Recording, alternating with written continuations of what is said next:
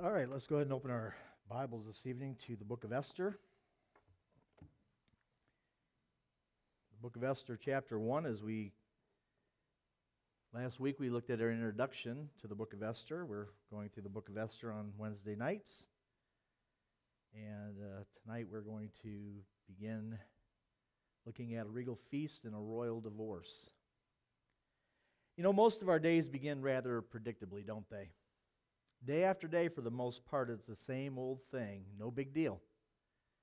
You know, days don't begin with God writing a message to us in the sky. And we're not catapulted into the hours of the morning by some great recognizable movement of God where we can sense His presence and audibly hear His voice. Angelic choirs don't wake us up with celestial harmonies, blending their voices together on the Hallelujah chorus. Normally, it's the same song, fifth verse. But days that begin uneventfully can quickly turn and become an unbelievably indescribable series of heart-stopping experiences. Ordinary days can become extraordinary. They can become so different, so pivotal, that they can change the course of our life. I mean, look at some of the people in the Bible. Their days began ordinarily and then changed. Something happened that changed their lives forever. How about that morning when the rains began, resulting in the great deluge that covered the earth and destroyed all life save Noah and his family and the animals in the ark? Or what about the morning in the Sinai wilderness when the bush began to burn and wouldn't go out, convincing an 80-year-old reluctant man named Moses that he was to lead his people out of Egypt? How about the morning on the Judean hillside when a Jewish teenager, tending his father's sheep as usual, heard his father Jesse call him inside? And before the sun went down that day, David learned that he would be the next king of Israel. How about the day that Jesus arrived? There wasn't one person in Judea who woke up that morning expecting that day to bring such a life-changing event in the village of Bethlehem. Yet before the day ended, Mary's little lamb was born, and the world would never be the same. Or how about the morning Christ was raised from the dead? Nobody expected that, not even His disciples. His body had been laid in the tomb, the stone had been rolled over the mouth, and it was guarded around the clock by Roman soldiers to see that nobody came and stole the body. And yet that ordinary spring morning introduced the dawning of an incredible series of events that have affected every one of our lives. And finally, what about the day that hasn't happened yet? The day of Christ's return. On that glorious day, children will be heading off to school. Morning rush hour traffic will choke the freeways.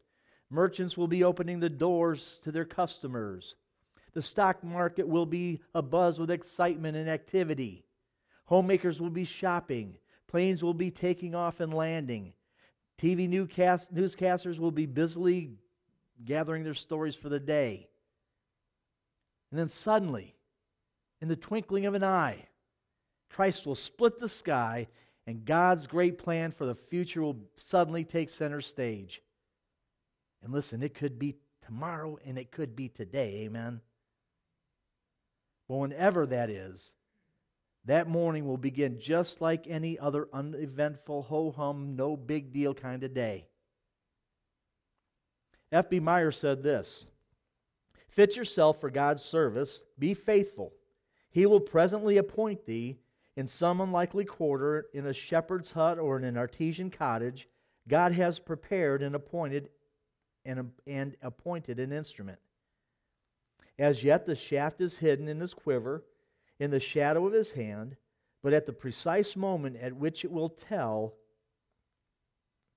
with the greatest effect, it will be produced and launched on the air." And that's exactly how it started with Esther. She was an unknown, ordinary, orphaned young woman whose life had absolutely no connection with the most powerful man in the Persian Empire. Yet God, in His providence, was weaving these two unrelated lives together. And He began it all in one of those ordinary kind of days. And Esther's launch day began like any other day, in the day of Ahasuerus. In fact, her story begins just as another mundane historical event. Look at verse 1 of Esther 1. Now it came to pass in the days of Ahasuerus, this is the Ahasuerus that which reigned from India even unto Ethiopia, over 127 provinces, that in those days when the king Ahasuerus sat on the throne of his kingdom, which was in Shushan, the palace. Just another king, living out another day of another year. Before long, though, we notice a few unique details that make us sit up and take notice. For example, verse 3 tells us that Ahasuerus was in the 3rd year of his reign. And I'll tell you the significance of that in a few moments. And then we're told the king gave a banquet. Now, on the surface, there's nothing unusual about that, right? I mean, kings gave banquets all the time. That banquet, however, was an extravagance. I mean, look at its size and duration. Look at verses 3 and 4. In the 3rd year of his reign, he made a feast unto all his princes and his servants, the power of Persia and Media, the nobles of the princes of the province being before him, when he showed the riches of his glorious kingdom and the honor of his excellent majesty many days, even 180 days. Can you believe that? 180-day banquet. And we were talking 6 full months of banqueting. 6 full months of every kind of exhibition displayed, and it displayed the majesty of the king Ahasuerus. And parades showed off everything from the slaves that the king conquered to the riches that he amassed. And it had all the ingredients of a pagan celebration. I mean, loud music, wild dancing, too much eating, drinking to excess. And from start to finish, everyone praised the king. Archaeologists excavating Shushan have unearthed inscriptions in which this king, Ahasuerus, refers to himself as the great king, the king of kings, the king of the lands occupied by many races, the king of his great earth. Ahasuerus didn't struggle with an inferiority complex, okay? As in, if all this wasn't enough, when that party expired, another group was invited to a second banquet. Look at verse 5. And when these days were expired, the king made a feast unto all the people that were present in Shushan, the palace, both the great and small, 7 days in the court of the garden of the king's palace. So this time the king opens the doors and lets everybody in, from the greatest to the least. And they come by the thousands, probably maybe even 10,000s, for 7 days. Verse 6. Where were white, green, and blue hanglings fastened with cords of fine linen and purple to silver rings and pillars of marble. The beds were of gold and silver upon pavement of red and blue and white and black and marble. The glory of the setting must have been mind-boggling. And of course, there's plenty of booze. Verse 7. And they gave them drink in vessels of gold, the vessels being diverse one from another, and royal wine in abundance according to the state of the king. Hold nothing back, ordered the king. Bring out the best wine from my own cellars. Let them have all they want. Verse 8. And the drinking was according to the law, none did compel, for so the king had appointed to all the officers of his house that they should do according to every man's pleasure. So the guests could drink a little, or they could drink a lot.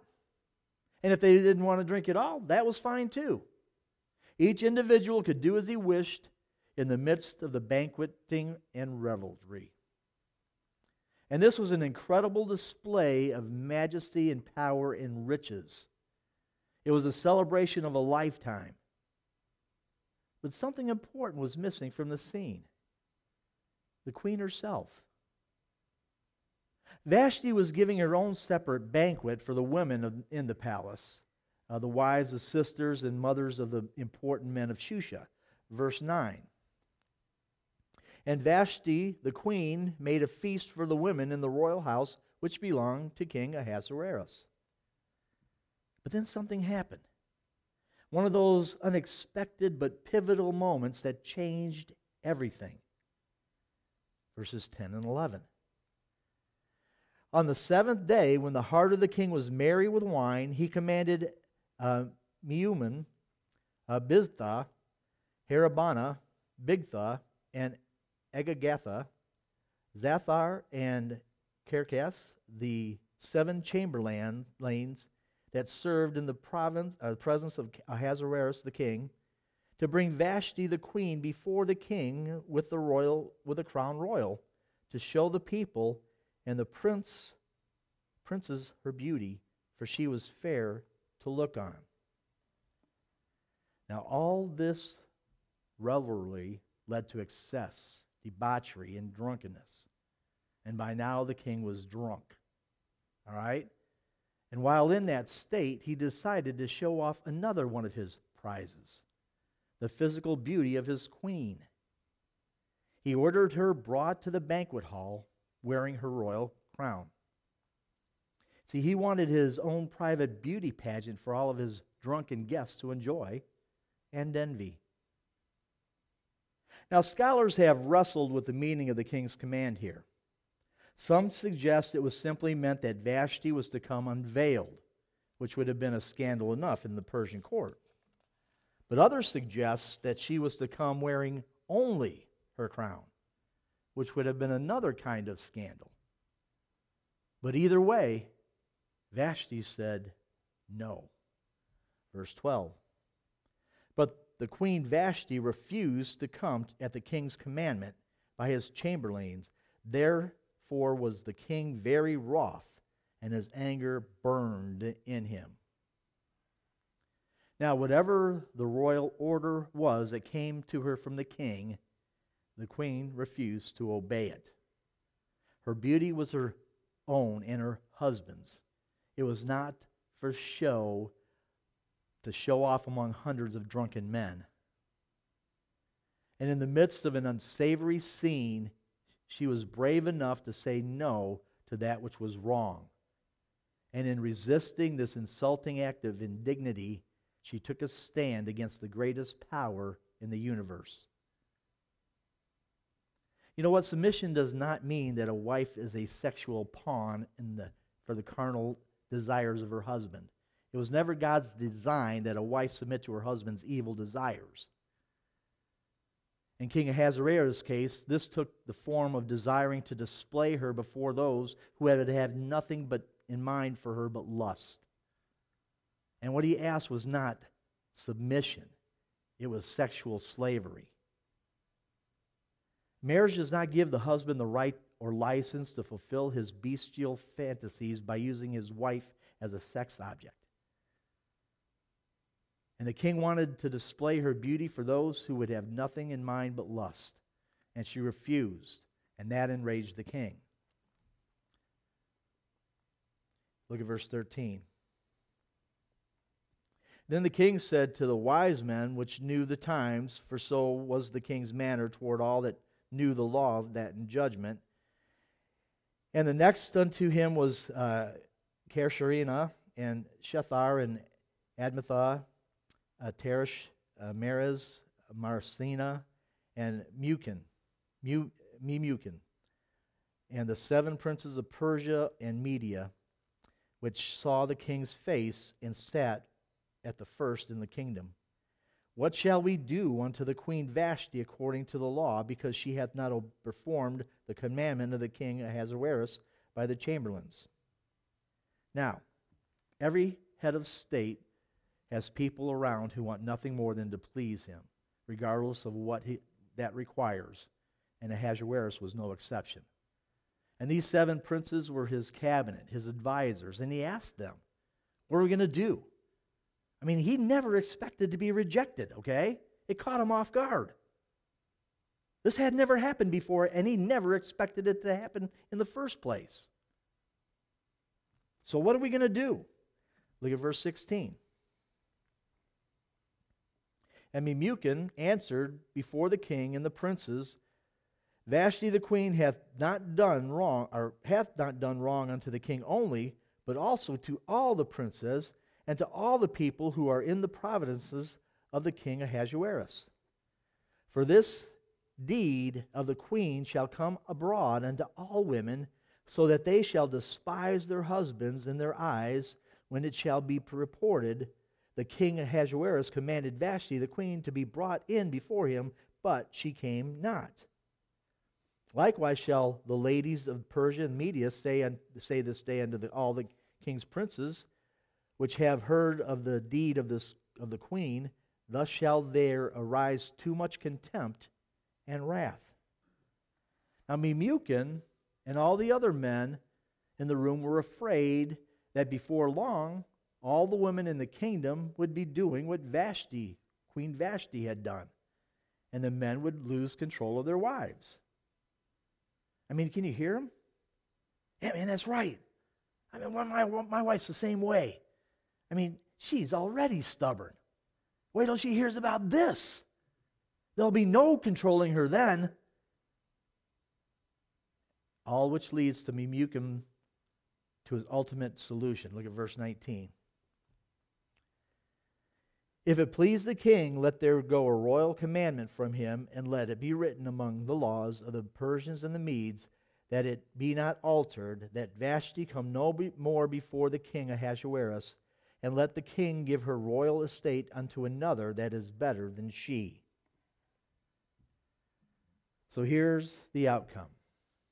Memucan wanted this edict written into the law of the Medes and Persians, and that's the law that can never be changed. All right?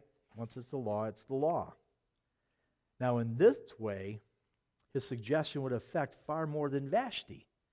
It would have a direct effect upon everyone's marriage. And I mean, really, if it was an attempt to get the women of Persia to have greater respect for their husbands, I think that's a strange way to make that happen. But anyway. Now, maybe you're asking, well, what does Esther have to do with all this? I mean, where is she? I mean, where does Esther fit in?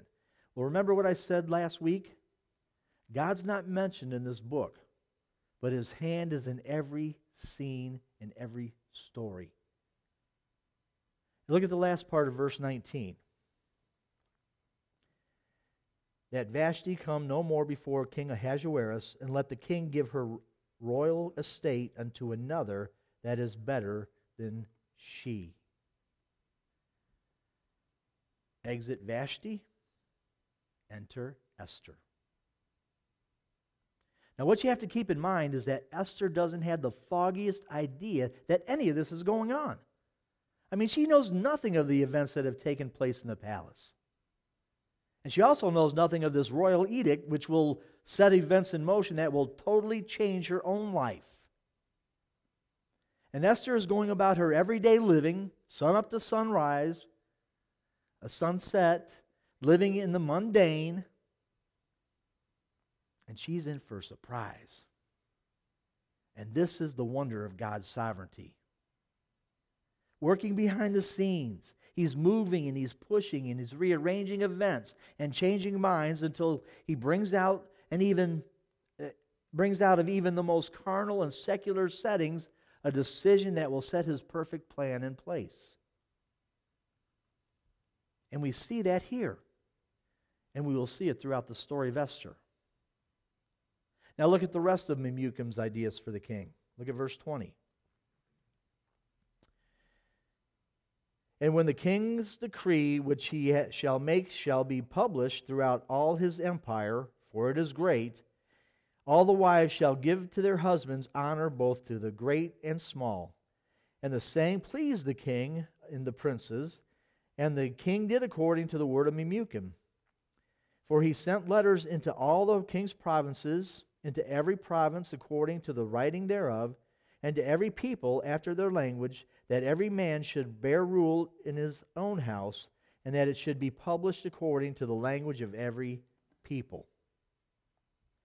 Now listen, make no mistake about it, all right? I'm all for submission, as long as it's the biblical kind of submission. And I'm certainly in favor of the husbands being the leader of the home, as long as it's God's kind of leader, as set forth in Scriptures, and not some extreme self-serving, humiliating idea of leadership and submission. I'm all for the roles that God has set forth for husbands and wives in His Word. I believe them, and I declare them every chance I get. But listen, guys, husbands, we don't get obedience by commanding it. We don't bring about submission by legislation. And certainly not from some king whose own home and harem is in an uproar. We earn that from respect. But nevertheless, the edict goes out, and the plan begins to unfold. So let's keep the long view in all of this. In the midst of what's happening, in the midst of the king's banquet hall, God's heart remains attached to His people. This remnant of Jews carried away from Zion and living in exile in Persia. To keep His promise of preserving the Jews, He must protect them from extinction. And that means that everything He has are in His hand. The events have been set forth in motion to make it possible. A vacancy has opened up at the very top in the king's household, and God has someone waiting in the wings to fill that vacancy. Proverbs 21:1 says, "The king's heart is in the hand of the Lord, as the rivers of water. He turneth it whithersoever He will." Here is King Ahasuerus, who boldly proclaims himself the king of the world for 6 months. Yet all he is a little channel in the hands of Almighty God. Now let's look at chapter 2 in verse 1. After these things, when the wrath of the king Ahasuerus was appeased, he remembered Vashti and what she had done and what was decreed against her. Now, after these things, after what things? When we read our Bible, it's important to pay attention to what we read, even the littlest detail. Now, remember what I told you to put on hold earlier in the 3rd year of his reign? Now, when we read after these things, it is the 4th year of his reign, or somewhere near the end of the 3rd year. Or is it, I should say. I'm not saying it is. I'm saying, is it? When we read this thing, is it just a continuation of verse 22? All right?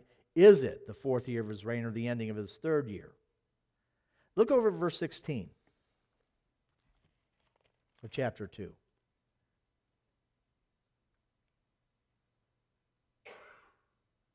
So Esther was taken unto King Ahasuerus into his house royal in the 10th month, which is the month Tebeth, in the 7th year of his reign. Okay? So this is the 7th year of his reign. So after these things, what does that mean? Well, Ahasuerus is also known as Xerxes, and he reigned from 485 BC to 465 BC. So the events in chapter 1 must have happened around in 483 BC, because that was the 3rd year of his reign. And the events of chapter 2 must have occurred in 497 BC, which was the 7 years into his reign. And history books tell us that during that time, this particular king made an ambitious but disastrous attempt to conquer Greece. So after these things means that these events took place after he returned home to Shushan in defeat. So picture this, okay? Ahasuerus comes through the doors of his palace, weary from battle, discouraged by defeat. He longs for someone to greet him with arms outstretched, someone who will offer him words of comfort and understanding. I mean, not just a servant, one of his officers who are always eager to please the king, but someone who truly cares for him and his feelings. And maybe for the first time, the king now knows true defeat and loneliness. And with all the things that have been happening, his anger against Vashti is long since forgotten. He remembers only her beauty, the warmth of her arms, and the comfort of her understanding. And with his spirits at an all-time low, he goes into a period of depression. And apparently those closest to him recognize what happened and seek to remedy the situation. Look at verse 2. Then said the king's servants that ministered unto him, let there be fair young virgins sought for the king. So his servants see something happening to their master. He's moping around. He's depressed. So what would cheer him up? Now the point is not that Ahasuerus simply needed a woman. All right? If he were like other ancient monarchs, he had a harem full of them. And besides that, he had the power to have any woman in the kingdom. And with a snap of his finger, she'd be in his presence right there in his bedchamber. But he's not looking for a one-night stand. He wants a wife, someone who will be with him through it all, someone who would be his companion, someone who would really care long term. You see, he's not drunk anymore. He's thinking clearly now. And his own needs were intensified by his loneliness. Look at verse 3. And let the king appoint officers in all the provinces of his kingdom, that they may gather together all the fair young virgins unto Shushan the palace, to the house of the women, unto the custody of Haggai, the king's chamberlain, keeper of the women, and let their things for purification be given them. And let the maiden which pleases the king be queen instead of Vashti. And the thing pleased the king, and he did so. So this plan would not only get a wife for the king, but would assure that she was the most beautiful woman in Persia. We'll search the 127 provinces, and we'll bring in every beautiful virgin that we can find. We'll even let them enhance their beauty with cosmetics. That's what verse 12 says. Chapter 2. Now when every maid's turn was come to go into the king Ahasuerus, after that she had been 12 months according to the manner of the women, for so were the days of her purification accomplished, to wit, 6 months with oil of myrrh, and 6 months of sweet odors, and with other things for the purifying of the women. An entire year for them to prepare these women to be presented before the king. And purification means to rub, to polish with all kinds of precious ointments. In other words, they spent a year preparing these women, polishing up their outward appearance to enhance their physical beauty. And suddenly, while the harem is in Cosmetic City, the king's thinking about the Miss Persia beauty pageant. An incredible chain of events begin to take place, introduced by another one of those little phrases that we could easily overlook. In Shushan, there was a certain Jew whose name was Mordecai. Look at verse 5 and 6. Now in Shushan, the palace, there was a certain Jew whose name was Mordecai, the son of Jair, the son of Shimeiah, the son of Kish, a Benjamite, who had been carried away from Jerusalem with the captivity which had been carried away with Jeconiah, the king of Judah, whom Nebuchadnezzar, the king of Babylon, had carried away. Now Mordecai is totally unrelated to the king in the Persian kingdom. He's a Jew living out his years in exile. And he's also raising an orphan cousin named Hadassah. Verse 7.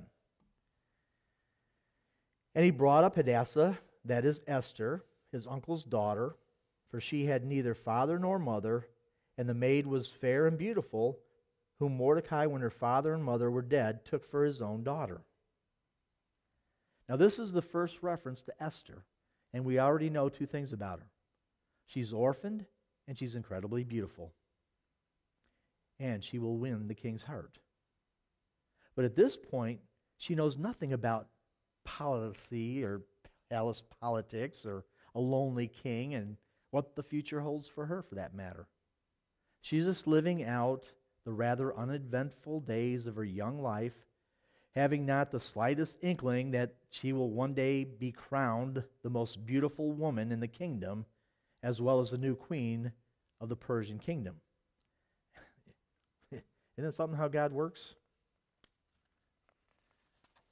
Now, in this story, we find at least 3 timeless lessons so far.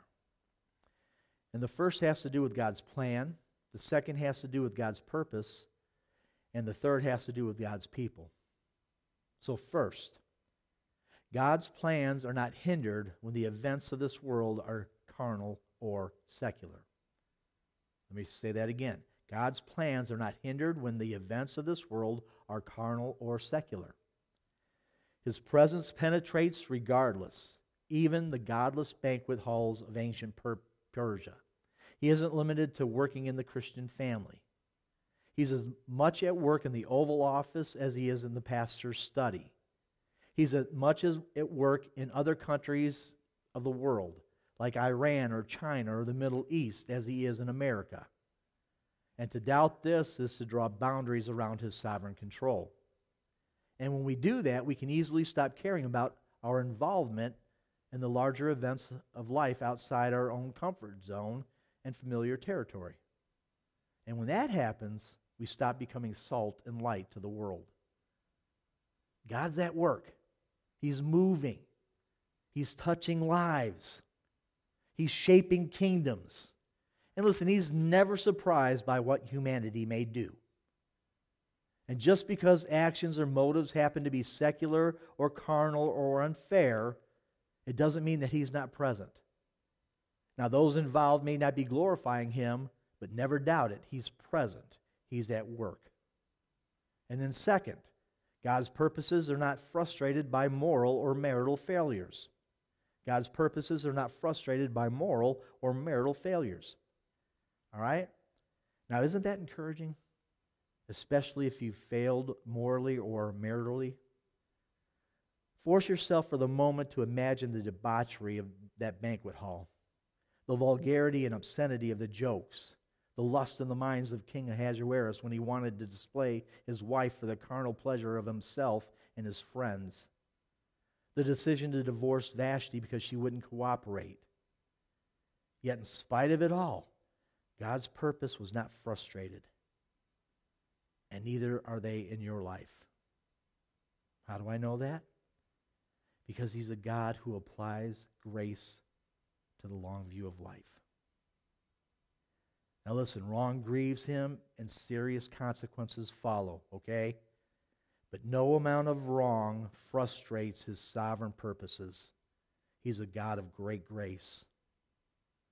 And then thirdly, God's people are not excluded from high places because of handicap or hardship. God's people are not excluded from high places because of handicap or hardship. There was a sign in the parking lot that read this: "Don't even think about parking here." Now, this sign comes to mind when I realize my tendency to limit God's using the unusual. Don't even think about discounting anybody from being in a place of significance. God's people are not excluded from high places because they have known a handicap or a hardship. Esther was a Jew exiled in a foreign land. She was an orphan. She was light years removed from Persian nobility. Yet none of that kept God from exalting her to the position where he wanted her. And that makes me think of another example of such exaltation. Years later, when a young couple made a long journey from their own hometown, they found no place to stay, and in the middle of the night caused the angels to declare, "Emmanuel, God is with us." Joseph and Mary The vehicles for the birth of the Messiah did not come from wealth and nobility, at least from the earth's perspective. But their Son became the true King of Kings and Lord of Lords. So where are you today on your own journey? Are you discounting the significance of your days? Are you sighing rather than singing? Are you wondering what good can come from all that you have to live with? The kids you can't handle? A marriage that lacks harmony? The pressures that seem to have no purposes? Listen, God's hand is not so short that He cannot save, nor His ear so heavy that He cannot hear. Whether you see Him or not, He's at work in your life at this very moment. And God is good at turning the mundane into the meaningful. God not only moves in unusual ways, He also moves on uneventful days. He's just as involved in the mundane events as He is in the miraculous. The events in the Bible pulsate with significance for our day and in our lives. He's a sovereign God at work amid the vast scenes of state and empires in this world. And we, even in the midst of our usual days, must remain pure and committed to the things of God and His work in our lives, even as we remain sensitive to His hand moving in carnal, secular, and even drunken places. And only then can we bring to our broken world the hope it so desperately needs. And Esther does that, as we will see. But equally important, you can do that too. Starting today, this no big deal day that seems so mundane and so commonplace.